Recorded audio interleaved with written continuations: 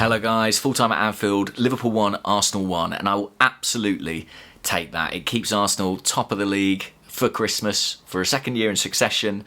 Listen, I'm a happy man, I love this time of year, and I love it all the more with Arsenal sitting pretty at the top of the Premier League. I've been a bit wound up, to be honest, by the fact that the TV commentary was so focused. We had the Sky commentary, obviously, here in the UK, on, it's a good result for City. Man City will be happy. Are Man City the real winners this weekend? Well, no. There wasn't a winner in the game, but in the situation, Arsenal are the winners. You know, they've gone away from home. Bear in mind, they've lost their last game on the road at Villa Park to Liverpool, Anfield, arguably the toughest ground to go to in the Premier League in terms of the quality of the team and the atmosphere combined together, where Arsenal historically have a dreadful record. And they've got themselves a draw. They've got themselves a point that keeps Liverpool just at arm's length and extends their lead over Man City, obviously because they haven't played this weekend, and keeps them top of the table. Arsenal are the winners of the weekend. I think almost any Arsenal fan, while they would have known there was a possibility Arsenal could win this game, would have taken this situation. I think Mikel Arteta would have taken this situation. You see the way he embraced his staff at full time. I think that was as much about sending a message, about saying, we're happy with this because we're in control. And that's the key word of this season, right? Control. And this was a more controlled performance at Anfield. We've had games there in recent years where we've required heroics from a goalkeeper. I thought Raya played well today, but he wasn't under the kind of pressure that Aaron Ramsdale has faced in that atmosphere on previous occasions. And I think that's a compliment to the performance of the team, particularly the performance of the two centre-halves. Sky gave man of the match to Saliba. Fair enough. He was very good. I actually would have given it to Gabriel. I thought Gabriel was outstanding today. I thought it was brilliant against Brighton. And from the very start of this game, he was winning balls in his own penalty box, defending that 18-yard box superbly. Maybe it's because I feel as well Saliba gets a lot of plaudits and Gabriel doesn't get quite as many. I just thought he was sensational today. Maybe particularly because he's playing on that left-hand side and Zinchenko had his troubles, he had his difficulties, and yet Gabriel covered that whole flank superbly. Arsenal started really well, as they did in this fixture last season. Got the early goal, might have had a goal before that, frankly, the way they flew out the blocks. There was a real hunger and confidence about the way Arsenal played, and rightly so, because the performance against Brighton was scintillating. They get the goal from a set piece. It's Gabriel who gets it, another contributing factor to why I would have given him man of the match.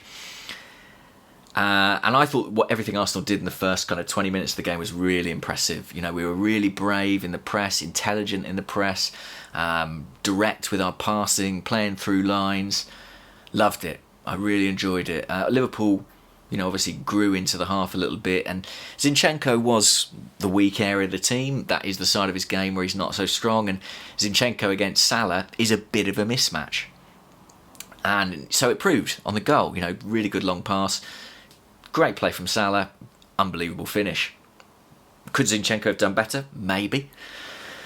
But, Arsenal do have, to be fair to Mikel Arteta and Edu, they've built a squad with two alternatives for that position. Tomiyasu, obviously if he was fit, I think would have played. And Jurriën Timber, if he was fit, probably would have played in this one. Arsenal were without two players through injury. In the case of Tomiyasu, right, maybe you could have seen that coming because he's had injury problems in the past. In the case of Timber, it's pure bad luck. So I don't really have any gripes about the fact Zinchenko played this game. He was probably the third choice to do so. And I think given that, he did all right. He had his moments, but he stuck at it. And I think lesser players, lesser characters would have shrunk, would have been brought off.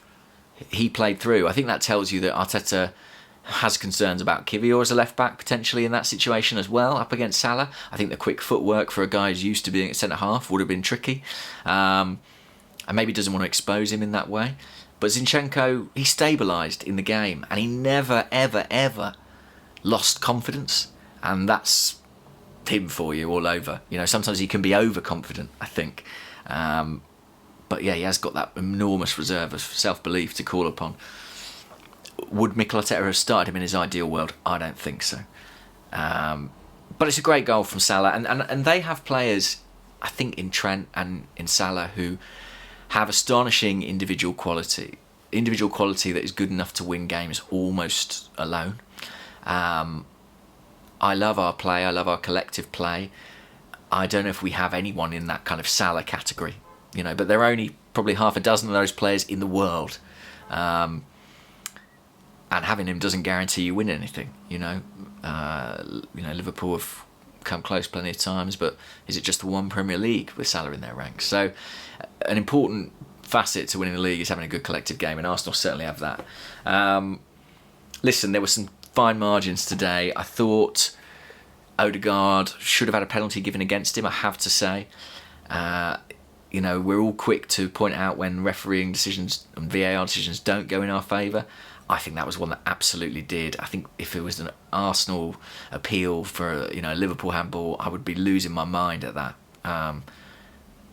To me that is a handball all day long. So I thought we got away with one there. We certainly got away with one on the counter-attack when Odegaard and Zinchenko kind of almost put each other off, and it was about 6 Liverpool players up against Declan Rice, which, I don't know, let's call it fair. And then Trent smashes the ball against the bar. Probably didn't need to put that kind of power in the finish, but he did, so we'll take it.